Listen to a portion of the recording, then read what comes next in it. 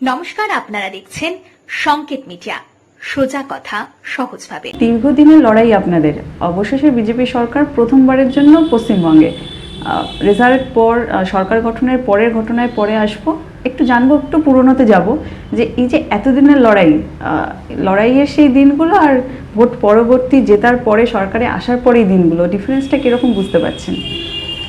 দেখুন, 2009 সাল থেকে আজকের এই ফলটার মধ্যে লড়াই চলছে। সাধারণ মানুষ লড়াই করছে, বিজেপির কর্মীরা লড়াই করছে, এবং আমিও লড়াই করে আসছি।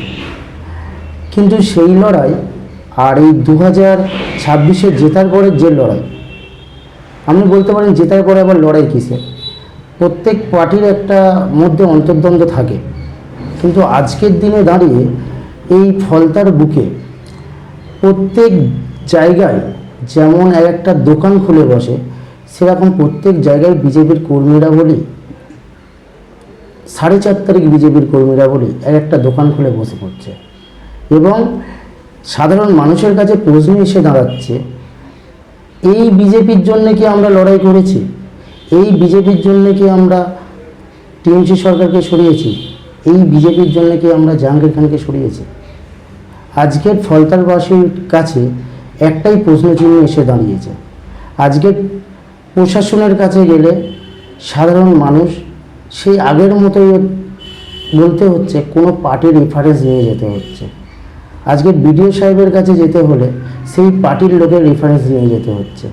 কয়েকটা পঞ্চায়েতের প্রধান বসছে, তাদেরকেও প্রেশার করা হচ্ছে, সাধারণ বিজেপি কর্মীরা এসে প্রেশার করছে। কিন্তু অরিজিনাল যে বিজেপি কর্মীরা, তারা আজকে তলিয়ে যাচ্ছে। আজকের যারাই এই প্রেশার করছে, এই ভয় ভীতি সৃষ্টি করছে, পুরোটাই কিন্তু 4.5 তারিখ বিজেপি। এটাই এখন হচ্ছে ফলতার মেন প্রবলেম এসে দাঁড়িয়েছে। ঠিক কথা, কিন্তু 4 তারিখেই রাজ্য সভাপতি শ্রমিক ভট্টাচার্য তিনি কিন্তু জানিয়েছিলেন যে 4 তারিখ দুপুর থেকে যারা নতুন বিজেপি হওয়ার চেষ্টা করছেন তাদের জন্য বিজেপির দরজা খোলা হবে না। সেখানে বিভিন্ন জায়গাতে, ফলতাতেও আমরা কিন্তু দেখেছি ইতিমধ্যেই যে আপনি একদমই ঠিক বলেছেন যে বিভিন্ন জায়গায় 4 তারিখ দুপুর থেকে যারা গেরুয়া আবির মেখে বিজেপি হওয়ার চেষ্টা করছে তারাই এখন বেশি করে বিজেপির কর্মী হয়েছে। কোথাও কি মানে সরকার এসেছে এখনো 2 মাস ঠিক করে হয়নি, কোথাও কি দলের মধ্যে এই অন্তর্দ্বন্দ্বটা বিজেপির যে ভাবমূর্তি সেটাতে ভাঙন ধরাচ্ছে না? দেখুন, একটা কথা বলি, সবথেকেই বড় প্রবলেমটা হচ্ছে আমাদের আপার লেভেল থেকে। কাউকে দোষ দিয়ে লাভ নেই, কারণ আমাদের ফলতার যে জায়গাটা, ফলতায় তো সেই অর্থে সংগঠন ছিল না। ভিতরে ভিতরে সংগঠন ছিল, যারা অরিজিনাল বিজেপি, যারা ভয়েতে চুপচাপ বসেছিল, ডাইরেক্ট জেলা অফিসের সঙ্গে যুক্ত ছিল। আজকে সেই জেলা অফিসকে দায়িত্ব নিয়ে সেই পুরাতন কর্মীদেরকে খুঁজে বার করা উচিত এবং তাদের মাধ্যমে দায়িত্ব দেওয়া উচিত। দেখুন, আজকের বর্তমান যিনি আমাদের এমএলএ, তিনি বাইরে থেকে এসছেন। তার ক্ষেত্রে তো সম্ভব না যে ফলতার কে অরিজিনাল কে নতুন, কিন্তু জেলা নেতৃত্বকে ডাইরেক্ট দায়িত্ব নিতে হবে, আপার নেতৃত্ব, রাজ্য নেতৃত্বকে ডাইরেক্ট দায়িত্ব নিতে হবে। কি করে এই পুরাতন আর নতুন তাদেরকে চিহ্নিত করা, করে নতুনদেরকে একটু সাইডে রেখে পুরাতনদেরকে নিজের দায়িত্বে ফিরিয়ে আনা যায়, সেই চেষ্টাটা কিন্তু আপার নেতৃত্বকে করতে হবে, যার জন্য এই সমস্যাটা হচ্ছে। 2026-এর নাম ঘোষণার আগে কোথাও রাজনৈতিক মহলে কান পাতলে এই বিধানসভার জন্য প্রার্থী হিসাবে নাম আপনার উঠে আসছিল, সেটা বদলে গেল একদম শেষ সময়ে গিয়ে। কোথাও কি সেটাও নিজেদের মধ্যে গোষ্ঠী কোন্দলের কারণেই? দেখুন, এটা তো সম্পূর্ণ হচ্ছে রাজ্যের ব্যাপার আর কেন্দ্রের ব্যাপার। সাধারণ মানুষ চাইছিল লোকাল কাউকে পেতে, সেখানে কোনো কারণে আমার নাম উঠে আসছিল, বা রাজ্য থেকে কোনো কারণে আমার নাম উঠে আসছিল। সে জায়গায় রাজ্য যেটা ঠিক করেছে, কেন্দ্র যেটা ঠিক করেছে, সেই জন্যে বাইরে থেকে হয়তো নিয়ে এসছে। তবে একটা কথা বলি, মানুষের চাওয়া পাওয়াটা কিন্তু এটা বিজেপি সরকারকে দেখতে হবে। কারণ আজকে আপনি ভালো করে জানেন, এই লোককে অন্নপূর্ণা ভাণ্ডার নিয়ে প্রচুর গণ্ডগোল হচ্ছে। সেটাও কিন্তু আমাদের বর্তমান এমএলএ, বর্তমান যারা দায়িত্বে আছেন, তাদেরকে আরও শক্তভাবে মানুষের কাছে নিয়ে আসতে হবে। ব্যাপারটা একদম ধোঁয়াশার মধ্যে পড়ে আছে। গত মাসে যারা টাকা পেয়েছে, এই মাসে পাচ্ছে না। এই মাসে যারা একাধিক ফর্ম অফলাইনে ফিল আপ করেছে, তারা টাকা পাচ্ছে না। আবার অনলাইনে যাদের হচ্ছে কোনো আগে কি লক্ষ্মীর ভাণ্ডারই পেত না, তারা আবার নতুন হচ্ছে পেয়ে যাচ্ছে। এই ব্যাপারগুলো হচ্ছে কি দেখতে হবে। আর আপনি বললেন না যে আপনার নাম আসছিল, আর শুধু আমার কেন, এরকম আরও অনেকের নাম আসছিল। সেক্ষেত্রে তিনি আমাদের যোগ্য ব্যক্তি আছেন, তিনি আমাদের এক্স জেলার কনভেনার ছিলেন, অবশ্যই তিনি যোগ্য ব্যক্তি, সেই জন্য রাজ্য হয়তো ঠিক করেছে তাকে হচ্ছে এই জায়গাটা দেওয়ার জন্য।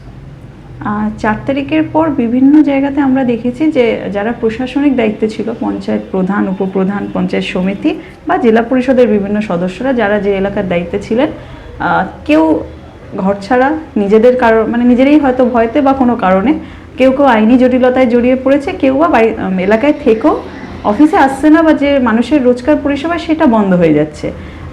আপনাদের ফলতাতেও বেশ কিছু জায়গায় সেরকম দেখতে পাওয়া গেছে, সেগুলো নিয়ে আপনারা কি করার চেষ্টা করেছেন? দেখুন, আমি আপনাদের মিডিয়ার মাধ্যমে আমি বলছি, আমি বাপ্পাদিত্য মণ্ডল, যদি কোনো টিএমসি কর্মী সৎভাবে টিএমসি করেছে, করে আজকের বিজেপি কর্মীর দ্বারা আক্রান্ত হয়ে বা ভয়েতে বাইরে আছেন, তাদেরকে আহ্বান করছি তারা আমার সঙ্গে যোগাযোগ করুক, তাদেরকে আমি নিয়ে আসবো। কিন্তু হ্যাঁ, কিছু কিছু টিএমসির অঞ্চল সভাপতি, কিছু কিছু টিএমসি নেতা, যেমন আমি নাম বলছি, ওইদিকে দেবীপুরের হচ্ছে প্রধান অঞ্চল সভাপতি সৌমিত্রবাবু আছেন, এইদিকে এক্স অঞ্চল সভাপতি ফতেপুরের আপনার অবশেষ দাস আছেন, এক্স মানে রিসেন্ট বর্তমান অঞ্চল সভাপতি উৎপল কাঞ্জি আছেন, আবার ওইদিকে আপনারা জানেন ইসরাবিল চক্রবর্তী হচ্ছে জেলেই আছে।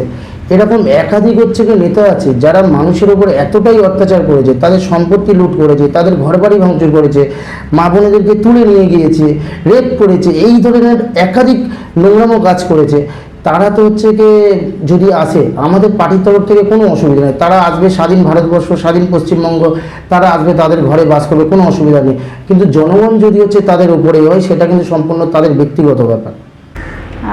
এবার একটু সংগঠনের কথায় আসবো, যে এই যে 4 তারিখের পর আপনি নিজেও একটা সংগঠনের দায়িত্বে আছেন, এবং এই 4 তারিখের পর যখন আপনাদের সরকার এসেছে, মানুষ নতুন সরকারকে এনেছে, তারপর আপনার এলাকা বা জেলার বিভিন্ন জায়গা থেকে মানুষের কি দাবি আপনার কাছে এসছে, বা আপনার কাছে এসে তাদের এই মুহূর্তে চাহিদা কি কি কি ফেস করেছে? দেখুন, এই প্রথম যে 4 দিন 10 দিন ছিল, 15 দিন ছিল, গোটা ফলতা তো উৎসবে মেতেছিল, যেন হচ্ছে অকাল দুর্গা পূজা হচ্ছে, যেন অকাল দীপাবলি হচ্ছে, পুরো পুরো ফলতার মানুষ আনন্দ মাতোয়ারা হয়েছিল।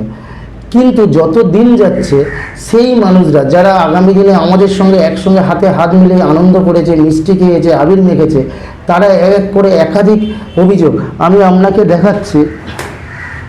অভিযোগের আলাদা হচ্ছে কি, অভিযোগের আলাদা ফাইল হয়ে গেছে। এই ফাইল মানে একাধিক মানুষ একাধিক অভিযোগ নিয়ে আসছে যে আমরা কি এই জন্যই পরিবর্তন চেয়েছি। তাদেরকে তাদের অভিযোগকে পুরো দমিয়ে দেওয়া হচ্ছে, তাদের অভিযোগকে যেমন চাপিয়ে দেওয়া হচ্ছে। যেমন গতকাল একটা ঘটনা ঘটেছে, আপনাদের সামনে নিয়ে আসি, যে পায়রাচালি গ্রাম, সেই গ্রামের মানুষ একত্রিত হয়ে ওই গ্রামের বুথ সভাপতি, ওই মানে টিএমসির বুথ সভাপতির সদস্য, তাদেরকে ডেকে বসানো হয়েছে, বসে তাদেরকে জিজ্ঞাসা করানো হয়েছে। 35টার মতো বাড়ি, সেই 35টা ঘর এসেছিল, তাদের কাছে কার কাছে 10,000, কার কাছে 20,000, কার কাছে 40,000 এরকম টাকা নেওয়া হয়েছে। তাদেরকে যখন এই টাকাটা চাওয়া হয়, কোনো এক বিজেপি কর্মী, আমি নাম বলছি না মিডিয়াতে, সেটা পার্টির ইন্টারনাল ব্যাপার, কোনো এক বিজেপি কর্মী সেই গ্রামের সেই লোকগুলোর কাছে গিয়ে বলছে, তোমরা টাকা চাওয়ার কে? আজকের গ্রামের মানুষ তাদের কাছ দিয়ে টাকা নিয়েছে, টিএমসি কারা টাকা নিয়েছে, টিএমসি টাকা নিয়েছে। তারা যখন টাকা চাইছে, একটা বিজেপির মণ্ডল স্থানীয় হচ্ছে কি নেত্রী এবং নেতা, তারা গিয়ে হচ্ছে কি তাদেরকে থেট দিচ্ছে, তোমরা টাকা চাওয়ার কে? এই ধরনের একাধিক ঘটনা ফলতার বিভিন্ন অঞ্চল থেকে আসছে। দেখুন, আপনারা ভালো করে জানেন, আমি ওপেন হচ্ছে কি মিডিয়াকে বলেছি যে কোনো প্রবলেম থাকলে আজকের আমার সঙ্গে যোগাযোগ করতে পারেন। সেই কারণে শুধু আমার কাছে আসছে না, একাধিক এরকম যারা পুরাতন কর্মী আছে, নেতা আছে, নেত্রী আছে, তাদের কাছে একাধিক এরকম অভিযোগ নিয়ে আসছে। তারা চাইছে আমরা যেন সুষ্ঠুভাবে সুবিচার চাই, যেটা টিএমসির সময় হয়েছে, সেই রকম কালচার না যেন আবার আমাদের মধ্যে ফিরে আসে।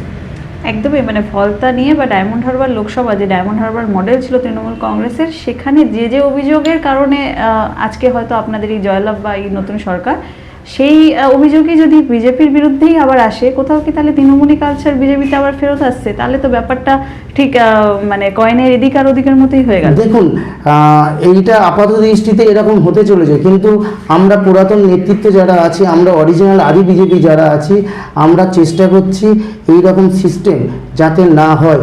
তাতে যদি আমাদের আন্দোলনে নামতে হয়, আমরা আন্দোলনে নামবো। তাতে যদি আমাদের সরকারের বিরোধিতা করতে হয়, করবো। কারণ আমরা সাধারণ মানুষের জন্য লড়াই করে আজকের এই ক্ষমতায় এসেছি।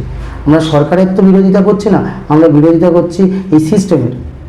আপনারা কি এটা নিয়ে ঊর্ধ্বতন কর্তৃপক্ষকে কিছু জানিয়েছেন? হ্যাঁ, আমরা ঊর্ধ্বতন কর্তৃপক্ষকে জানিয়েছি এবং আগামী 2-1 দিনের ভেতরে এটা একটা টোটাল ফলতার বিভিন্ন গ্রাম থেকে, বিভিন্ন বুথ থেকে একটা করে মাস পিটিশন নিয়ে আমরা ডাইরেক্ট শ্রমিকদের কাছে পাঠানোর চিন্তাভাবনা করেছি। ডাইরেক্ট অফিস শুভেন্দু অধিকারীর কাছে পাঠানোর, মাননীয় মুখ্যমন্ত্রীর কাছে পাঠানোর চিন্তাভাবনা করেছি।